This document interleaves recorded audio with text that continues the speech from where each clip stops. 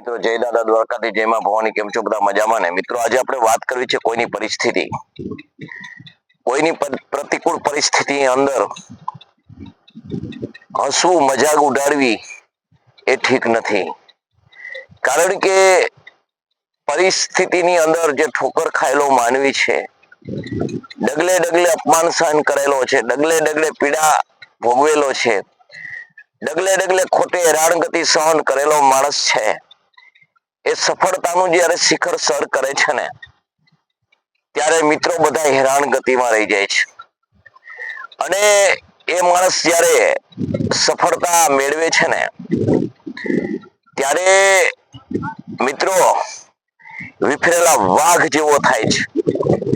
અને આ દુનિયાને એની બેજોડ તાકાત જે તમે જે મહેનતોના માર્યા હોય એ એના જીવનમાં એક લક્ષ્ય બનાવી અને તમને બતાવી દે છે. માટે કોઈની પરિસ્થિતિ હોય, પ્રતિકૂળ પરિસ્થિતિ હોય, કોઈની નબળાઈ હોય જીવનમાં, નબળાઈ એટલે કે આર્થિક પરિસ્થિતિ નબળી હોય, એ જ્યાં પહોંચવા માંગતું હોય ત્યાં પહોંચી શકવાની કાબિલતા એના મનમાં બનાવી લીધી હોય, પણ તમે હસી મજાક ઉડાડતા હોય ત્યારે એ જે તમારી જે એના પ્રત્યે જે ધૃણાની ભાવના હોય, તમારી જે એના પ્રત્યે જોવાની દ્રષ્ટિ હોય, એ એનું લક્ષ્ય બનાવી લે છે. મિત્રો જીવનની અંદર પ્રતિકૂળ પરિસ્થિતિ જ્યારે માણસની આવે છે ને, એ જે માણસ જ્યારે ચારે બાજુ જાય છે ને, ત્યારે વિવેકશીલ, બુદ્ધિશાળી હોય છે, એ માણસ પ્રમાણિકતા વાળો હોય છે, એ માણસ બધી રીતે આપણે જોઈએ તો સ્વાતિક વૃત્તિનો હોય છે. છતાં એ માણસને આ દુનિયા રોવડાવે છે, એ માણસને ધિક્કારે છે, એ માણસને તિરસ્કારે છે, એ માણસના સમયને બસ એનું જીવન સમય જ એનો આરંભ અને સમય જ એનો જે અંત હોય ખરાબ, એવું સમજી અને સર્વત્ર એને ધિક્કારે છે. ત્યારે મિત્રો આપણે જીવનમાં એ કહીએ કે પ્રતિકૂળ પરિસ્થિતિ ગમે તેવી આવે, પણ કોઈ દિવસ એ માણસ ઉપર હસી મજાક ન ઉડાડવી જોઈએ. કારણ કે એ માણસ જ્યારે તમે કોઈ પણ એના વ્યક્તિત્વ ઉપર, એના કાર્ય ઉપર કોઈ પણ લેવા દેવા વગરના જે એની તમે જે તિરસ્કાર, જે ધૃણાની ભાવના વ્યક્ત કરો છો ને, એ એના જીવનની અંદર બહુ ડંખે છે, એ એના જીવનમાં ખટકે છે.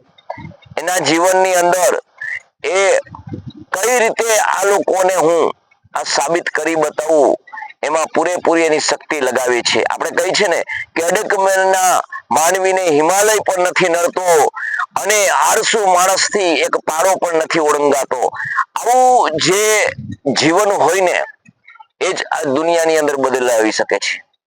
કારણ કે જે સપના જે શ્રીમંતો જે પોતાના પુષ્કળ પૈસા દઈ અને જે ખરીદવાનું અને આજ વિચારવાનું જે વિચારી રહ્યા છે, એ સપના એમને જ્યારે સાકાર કરે છે ને, ત્યારે જે એને તિરસ્કાર કર્યો હોય, જેને એને એના ઉપર ધૂણા વરસાવી હોય, જેને એને આંખની અંદર આંસુ લેવડાવ્યા હોય, જેને કોઈ પણ લેવા દેવા વગરની હેરાનગતિ કરી હોય, ત્યારે એ માણસ જ્યારે એ સફળતાનું શિખર સર કરે છે ને, ત્યારે એને ખૂબ જે સામલાની હેરાનગતિ ભોગવવી પડે છે. કારણ કે સમય પરિવર્તન બધાનો આવે છે, સમય બદલે છે, એટલે કોઈની પ્રતિકૂળ પરિસ્થિતિ હોય એના માથે હસવો નહીં, એની મજાક ન ઉડાડો, એના જીવનને કઠપુતરી ન બનાવો. કારણ કે ઈશ્વરે બધાના પ્રારબ્ધ લખી અને ઈશ્વરે ઢાયકા કપાળે મોકલ્યા છે. વિધિના વિધાન એવા હોય છે ને કે હું ને તમે મારું પણ આપણે આપણું પણ નથી વિચારી શકતા કે કાલ શું સમય આવશે, ત્યારે બીજાનું તો આપણે શું વિચારવાની તાકાત છે. એટલે જીવન એવું બનાવો કે કોઈ પણની પ્રતિકૂળ પરિસ્થિતિ હોય ત્યારે એને હસી મજાક ના ઉડાવો. એની આર્થિક પરિસ્થિતિ નબળી હોય તો એને ગરીબ ન જાણો. એના મનની, એની વિચારસરણી, એની જે રહેવાની, એની જે વૃત્તિ છે એને તમે જુઓ. કારણ કે માણસ પૈસાથી છે ને ગરીબ નથી થતો, પૈસા વધારે હોય એટલે અમીર નથી હોતો. હું મારા લક્ષ્યમાં તો એવું જ જાણું છું કે જે માયકાંગલા વિચારનો હોય અને અઢળક ધન સંપત્તિ વાળો હોય, ચારે બાજુ લૂંટી લેતો હોય, પડાવી લેતો હોય તો સાલો મોટો ભિખારી છે. અને જે કાયમીનું કરી અને ખાતો અને જે અસ્મિતાથી જીવતો અને જે સાત્વિક વૃત્તિનું જે કમાય અને સાત્વિક વૃત્તિનું જે ભોજન જમતો, એ ખરેખર આપણે કહીએ ને તો પવિત્ર માણસ, અને એના જેવો કોઈ અમીર નથી. માણસ પોતાના પગ ઉપર ઉભો રહી અને આ દુનિયાને કંઈક બતાવી દે એવી જે નેમથી જીવતો માણસ એ ખરેખર દુનિયાનો મોટો અમીર માણસ છે. એટલે કોઈની પ્રતિકૂળ પરિસ્થિતિ જ્યારે જ્યારે નિર્માણ થાય ને, એ સમય પ્રમાણે જે વિધિના વિધાન પ્રમાણે બદલતી હોય છે, પરંતુ એ સ્થિતિને તમે લક્ષ્યમાં રાખી અને જ્યારે તમે એવું વિચારો છો, એવું સમજો છો કે આ માણસ છે હવે કંઈ કરવાનો નથી, કશું કરી શકવાનો નથી, એ તમારી મોટી ભૂલ હોય છે. કારણ કે જીવનની અંદર હંમેશા માટે એ જ માણસ આગળ વધે છે કે જે દુનિયાની ઠોકરો ખાય છે ને, એ જ ઊભો થવા માટે સમર્થ હોય છે, એ જ ઊભો થવાની એનામાં નેમ હોય છે, એ જ ઊભો થવાની એને ખબર હોય છે. જે માણસ જેને રોયો છે, જે માણસે ઓલું છે, એને રોવાની ને હસવાની કિંમત હોય છે. એના જીવનમાં માનવતાની કિંમત હોય છે. જે માણસ પોતાનું મેળવી અને પોતે ખાવા વાળો છે, એને જ કમાવાની તાકાત હોય છે, એ જ બીજાના ઉદર ભરી શકે છે. બાકી કોઈ પણ માણસ હોય એ બીજાનું પડાવીને ખાતો હોય, બીજાનું છેતરપિંડી કરી અને લઈને ખાતો હોય, મેળવીને ખાતો હોય, કે કોઈ પણનું પ્રારબ્ધના પુણ્યનો એકઠો થયેલો પોતાના જે હિસ્સામાં આવેલો ભાગ ખાતો હોય, એ માણસ ખરેખર ગરીબ છે. એટલે જીવનની અંદર હંમેશા માટે કોઈ પણની પ્રતિકૂળ પરિસ્થિતિ હોય, જેની નબળી પરિસ્થિતિ હોય, જે આર્થિક નબળી પરિસ્થિતિ હોય, એના માથે હસી મજાક ના ઉડાડો. જે માણસ પોતે આજે વિત્ત શક્તિથી પીડિત હોય કે કઈ એ બાબતની એને પીડા હોય, તો એને તમે ગરીબ ન સમજો. કારણ કે એ માણસ કાલ સવારનો ક્યારે અમીર બનશે અને ક્યારે આ દેશમાં ધનવાન બની જશે ને, એ એના પ્રારબ્ધને આધીન હોય છે, એના કર્મને આધીન હોય છે, એની કુશળતાને આધીન હોય છે, એ એની પવિત્રતાને આધીન હોય છે. એ મારીને તમારી કોઈની જાગીર નથી કે આપણે આજે એમ સમજી કે આ જે મજૂર છે એ મજૂર જ રહેશે.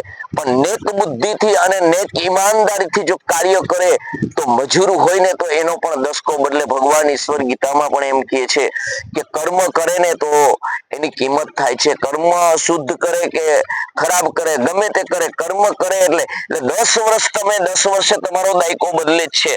કારણ કે તમે મજૂર હોય અને સારા માલિક હોય, એની સાથે પ્રમાણિકતાથી ઈમાનદારીથી કામ કરતા હોય, તો 10 વર્ષની અંદર એવો પણ એક સમય લાવે છે કે એ જ માલિકના જીભે કે એના આજુબાજુ રહેવાનો કોઈ સારો માણસ તમારી કઈ રીતે ઈશ્વરીય નોંધ લે છે ખબર નથી, અને એક દિવસ ચોક્કસ કહે છે કે ભાઈ તારા જેવા માણસની મારે જરૂર છે.